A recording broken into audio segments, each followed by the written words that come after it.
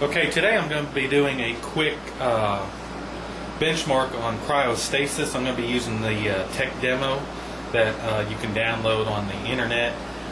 What I'm going to be comparing is I'm going to run it in 4-way SLI with GTX480s, and they are going to be doing the PhysX. And then what I will do is I will remove the 4-way bridge and put the 3-way SLI bridge, and then I will dedicate one GTX480 for PhysX alone. And this will give everyone kind of an idea on if you have a game that's heavy into physics, how maybe having a PhysX card will help you. Now, some of the games that I'm talking about would be Cryostasis and then Metro 2033. So we'll do this with a comparison here, and we'll see what we get. Also, I will be using MSI Afterburner for my frames per second monitor. Someone had the idea to use that instead of Fraps, because Fraps doesn't work with 24 threads, and with 24 threads I can get the FPS up in the corner, so I'll have that as well. So let's go ahead and look at my clocks that I have. Okay, let's see here. Okay, I'm at 4.5 gigahertz on the processor, and as you can see there, I'm at 6 and 12, so I have hyperthreading enabled. I'm going to be using my overclock settings on my GTX480s, 875 and 2000 on the memory, and the settings for Cryostasis itself is going to be 2560 by 1600 and everything maxed out. So, and you can see I'm going to be using the hardware for the PhysX. So let's go ahead. This first test is going to, let me go ahead and bring the Nvidia control panel up and show you what I've selected for that, if it gets up here. Okay, let me open up the screen a little bit. Okay, so I have it set as maximum 3D performance, so 4-way SLI you can see written there, and then I'm going to leave the PhysX in auto select, which if you look right there, it's going to be using GTX480 number 4, which actually happens to be my first card in the slot. I know that because my display is hooked up to it, so that'll be the one that'll be used for PhysX. So let's go ahead and get into the benchmark. Okay, you can see up top I got the 4-way SLI set up, and on the bottom you have the 3-way SLI plus dedicated PhysX. Believe it or not, it took a long time to sync these up to start at the same time, which I think I was successful. Okay, now the Cryostasis benchmark is not a time-dependent benchmark, so if you have a faster system, the benchmark will complete sooner.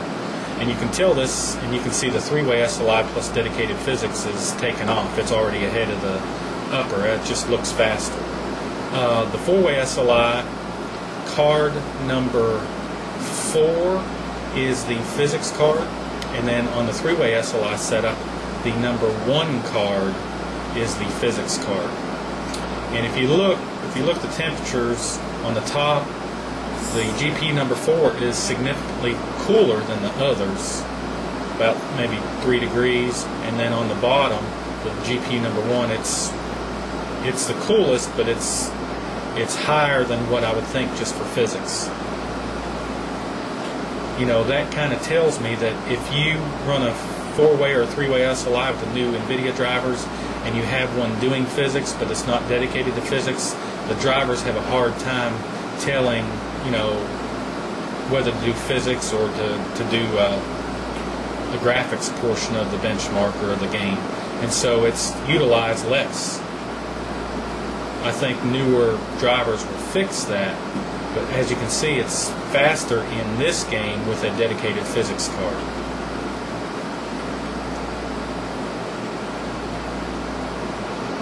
Okay, the bottom's done, the top is still going.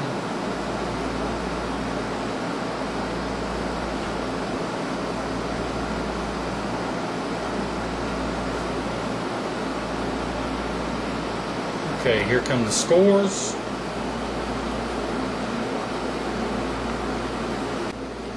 Okay, so what does this mean? If you look at the 4-way SLI, it of course completed the benchmark more slowly. Of course, the frames count are the same for both. That's why it's not time dependent. The average frames per second for 4-way SLI is 89.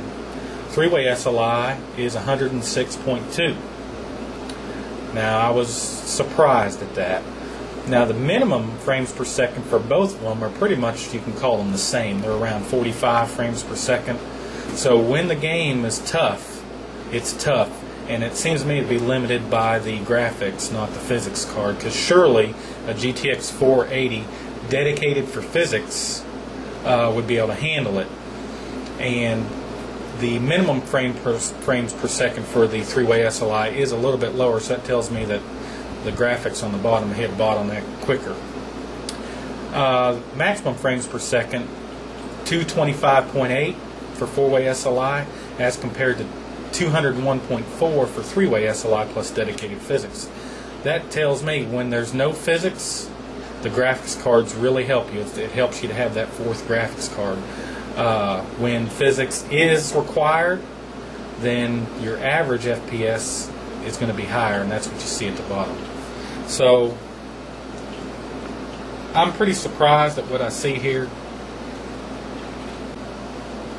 but even being surprised, it does make sense. And so if you're playing Cryostasis, it's probably better to have a dedicated physics card. Even with 480s, 4 of them, and having one of them do physics and do graphics, you know, it would be best to have one dedicated for physics.